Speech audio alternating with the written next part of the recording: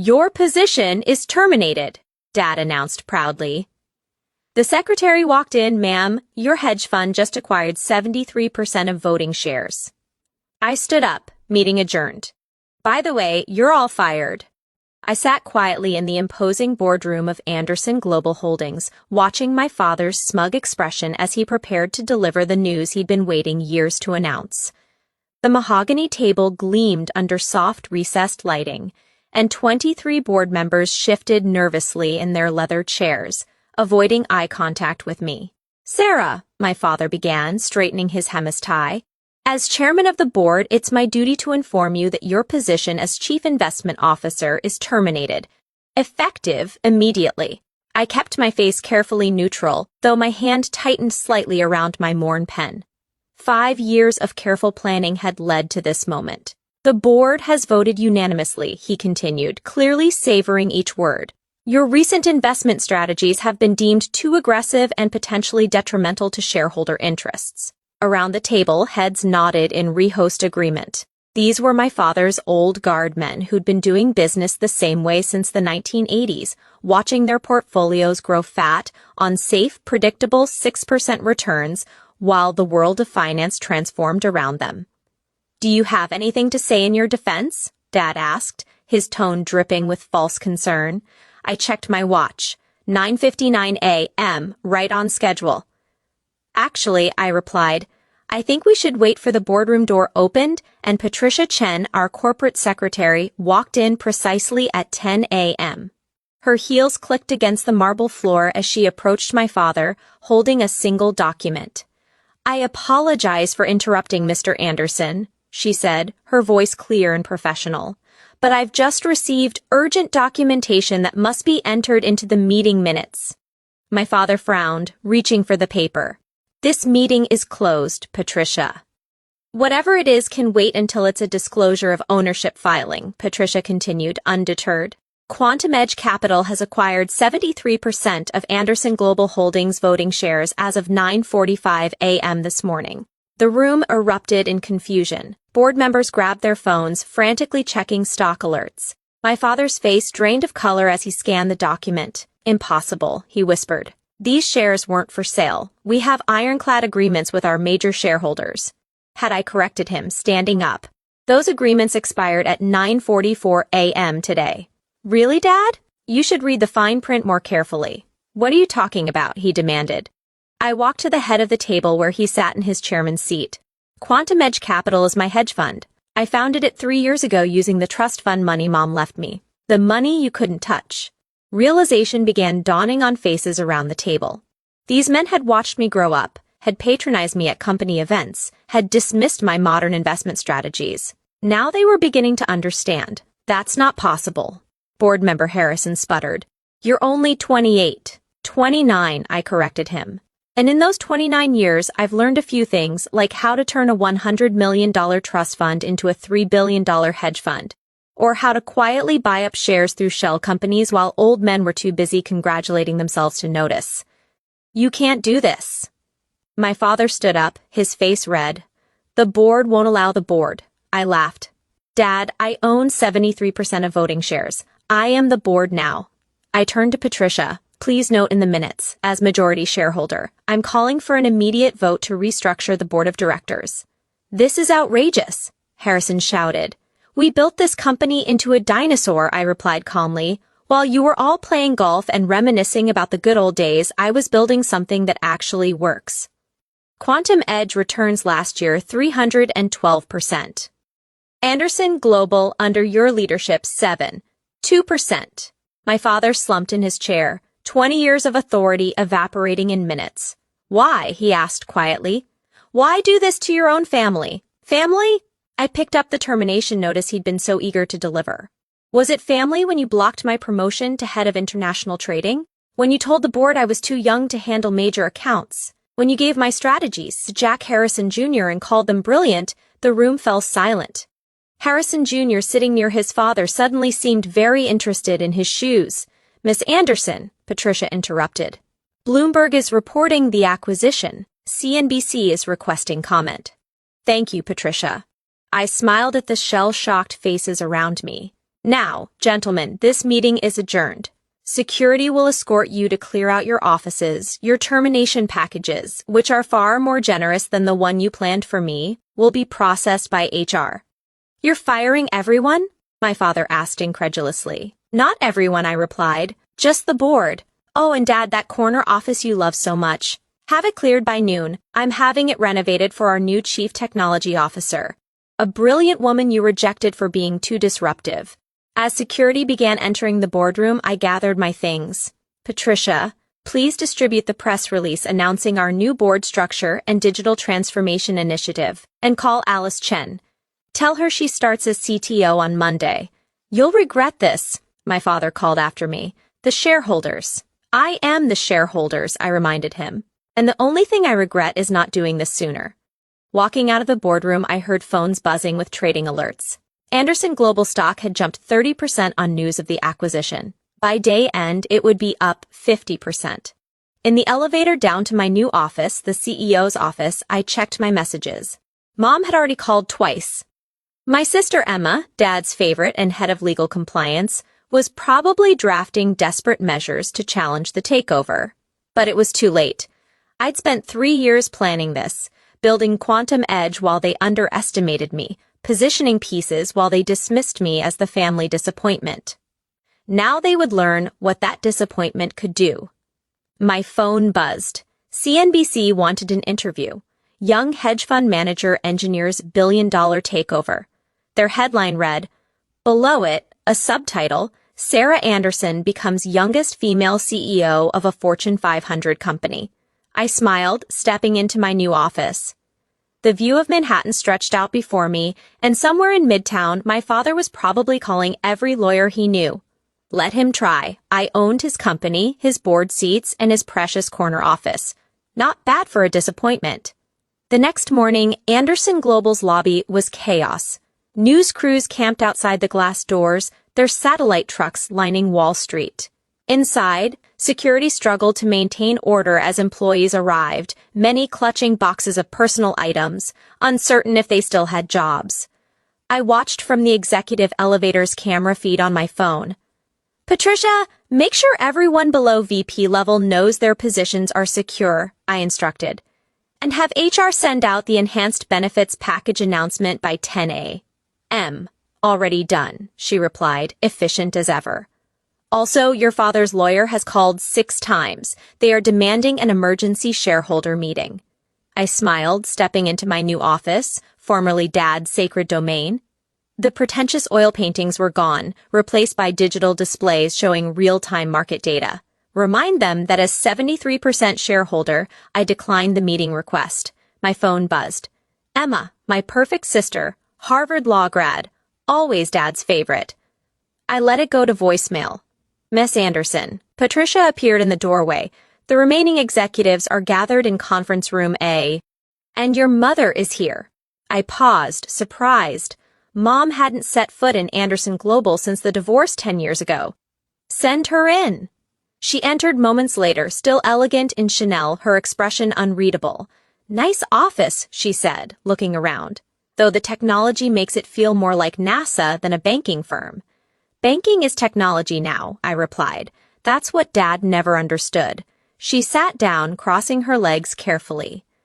Your father called me last night. He was distraught. Distraught that his plan to fire me backfired, or distraught that his country club buddies now answered to his irresponsible daughter. Sarah, she sighed, was this really necessary, taking over the entire company? I pulled up our performance charts on the wall display. Look at these numbers, Mom. Under Dad's leadership, we were becoming irrelevant. While fintech companies revolutionized the industry, he was still bragging about his handshake deals and 3 martini lunches. And Quantum Edge, 3 years you kept that secret. Had to, I shrugged. The minute Dad knew I was running a hedge fund, he would have done everything possible to sabotage it. Just like he sabotaged every other initiative I proposed here. My phone buzzed again. Emma's 3rd attempt. Mom noticed. Your sister's worried. The legal department is in shambles. The legal department enabled Dad's outdated practices. They are first on my restructuring list. MS Anderson. Patricia interrupted via intercom. The executives are getting restless, and Goldman Sachs is on line 1 about the merger rumors. Mom raised an eyebrow. Merger rumors? Quantum Edge didn't just buy Anderson Global for revenge. I stood up. We bought it because with proper leadership and technology integration, it's worth 10 times its current value. Goldman wants to discuss financing options for our expansion plans. Sarah Lauren Anderson. Mom used my full name, something she hadn't done since I was 12. What exactly are you planning? Before I could answer, Emma boasted in her designer suit, slightly disheveled. This is insane, she announced. Do you have any idea what you're doing to this company, to our family? Our family? I laughed. You mean the family that made me report to my younger cousin because Dad didn't trust me with major accounts? The family that shot down every modernization proposal I made? That family? Those proposals were reckless. Emma shot back-driven trading algorithms, blockchain-based settlements, automated risk assessment. Dad was protecting the company. No, he was protecting his ego. I pulled up more data. Look at these numbers. Emma, you're head of legal, or were. While Dad and his board were protecting their precious traditional banking, we lost 40% of our under 40 clients to fintech startups. Miss Anderson, Patricia again. Goldman is holding, and the executives tell Goldman. I'll call back. I instructed and informed the executives that their meeting is now with our new Chief Innovation Officer. Mia is presenting our digital transformation roadmap, Maya Rodriguez. Emma's eyes widened. The whistleblower who exposed trading violations at First Capital. Dad specifically blacklisted her. Dad blacklisted her because she threatened his cozy relationship with First Capital's board. I hired her because she's brilliant and understands where banking is headed. Mom stood up, smoothing her scout. Sarah, whatever you're planning is already in motion, I finished. As we speak, our AI trading system is being integrated with our risk management platforms. By market close, we'll be processing trades 300 times faster than last week. The regulatory implications alone, Emma began, are covered. I cut her off. Unlike Dad, I actually read the sex fintech guidelines. Everything we're doing is fully compliant. In fact, I checked my watch. The SEC chairman is calling in an hour to discuss using our system as a model for modernizing trading regulations. Emma sank into a chair, her legal mind finally grasping the scope of what I'd planned. This isn't just about taking over Anderson Global, is it? You're completely transforming it. Anderson Global is dead, I stated flatly. As of next week, we're rebranding as Quantum Financial Technologies. The merger rumors Goldman's calling about. We're not merging with anyone, we're acquiring our competitors. My phone buzzed again. Dad's number this time. On my screens, I could see our stock price climbing as merger speculation spread through the market. The board meeting yesterday wasn't just about firing you, Emma said quietly. Dad was going to announce his succession plan. He was naming me as his replacement. I know, I replied. Just like I knew about the termination plan 3 months ago. Why do you think I timed Quantum Edge share acquisition to the minute? Mom looked between us. Decades of family dynamics shifting in real time. Your father won't stop fighting this, she warned. Dad can fight all he wants. I own 73% of voting shares, our tech patents, and as of an hour ago, the Anderson family name in all financial contexts. I turned to Emma. By the way, the legal department restructuring starts today. Your replacement arrives at noon. You're firing me too. No, I'm promoting you. You're brilliant, Emma, when you're not being Dad's puppet. If you want it, you are a new Chief Legal Innovation Officer reporting directly to me. But it means actually reading those fintech regulations instead of just saying no to everything that scares the old guard. Emma blinked, surprised. Before she could respond, Patricia entered with a tablet. Final numbers from yesterday. Stock up 78% on acquisition news, trading volume highest in company history. Oh, and your father is in the lobby with his lawyers. I smiled, turning to my mother and sister. Stay if you want to watch the show. Dad's about to learn that his little girl didn't just take his company. She's going to transform the entire industry he thought he ruled. Miss Anderson, Patricia asked, should I remind security about your father's revoked access? No, I said, let him come. He should see what his irresponsible daughter has done. The lobby feed showed Dad with his lawyers.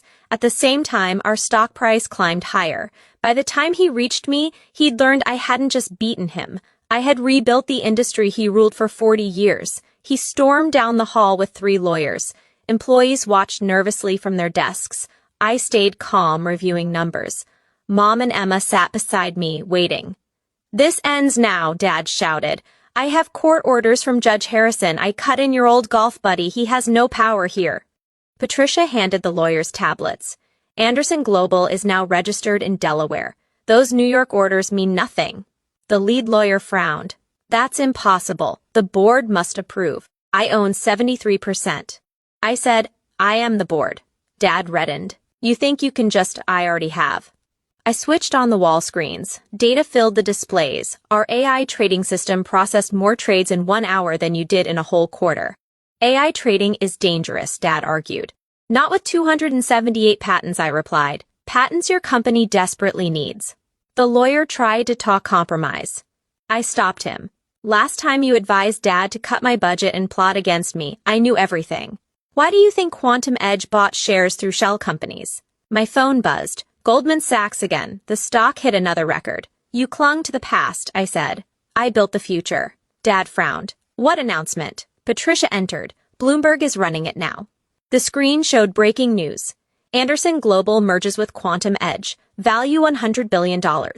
Dad sank into a chair. Emma whispered. "That's impossible." "It's what happens when you merge clients with technology," I said. Lawyers whispered in panic. The stock rose higher. "Ms. Anderson," Patricia announced the second. "The Fed are on the line. The Chinese delegation is waiting." "China?" Mom asked. "Yes. They want our systems across Asia." "You're selling to China?" Dad asked.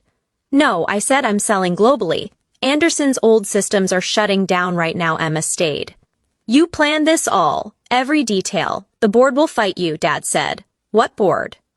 I pulled up the new chart. "Meet the experts who replaced them." The lawyer sighed. "Mr. Anderson, she controls everything," Dad snapped. "What do you want?" "Money, title." I laughed. "I already run $100 billion company. I don't need your scraps." "Then why?" he demanded. "To save this company before it dies." My phone buzzed again, this time the White House. "Patricia," I said, "escort them out. Revoke Dad's access. This isn't over." Dad warned it as I said at midnight. Anderson Global is gone. My future begins. Security led them away. I turned to the lawyers. "Your services are no longer needed." Emma stood. "The job you offered me starts now," I told her. "But you'll work for me, not Dad." She hesitated, then nodded. "Miss Anderson," Patricia returned. "The Fed is holding and CNBC wants an exclusive." I watched Dad leaving, his legacy crumbling. "Sarah, Mom said he may never forgive you."